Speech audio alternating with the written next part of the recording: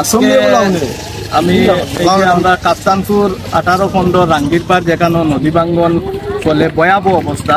আমি গত শুক্রবারে ওইখানে আইয়া পরিদর্শন করিয়া গেছি এবং সোশ্যাল মিডিয়ার মাধ্যমে ডিস্ট্রিক্ট অ্যাডমিনিস্ট্রেশন বা আমরা পিডাব্লিউডি বিভাগীয় কর্তৃপক্ষ সবার দৃষ্টি আকর্ষণ করলাম। তো যার ফলে আজকে আমরা সুধাইর এসডিও মহোদয় শওকত আলী সাহেব তাই আজকে সরজমিন এখানে পরিদর্শন করার লাগি নাইছই। তো আমরা এখানে গ্রামের মই মুরব্বী বা আমার শিবপুরের এপি সাহেব এখানে উপস্থিত হয়েছেন। আমরা এটা জায়গাটা আবার এসডিও সাহেবরে লইয়া পরিদর্শন করছি যে ভয়াবহ অবস্থা আপনারা দেখবা যে কি কত রিস্ক লইয়া এখানে গাড়ি চলাচল করে।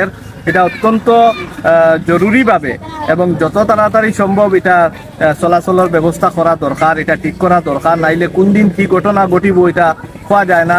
এবং জনপ্রতিনিধি হিসাবে মানুষে আমরা যোগাযোগ করে আর এই সমস্যাটা আমরা সবর সমস্যা, আজকে শুধু এই গ্রামের নয়, আজকে কেন শিবপুর জিপির এপি আসুন, আজকে গোটা শিবপুর এলাকার সমস্যা এটা।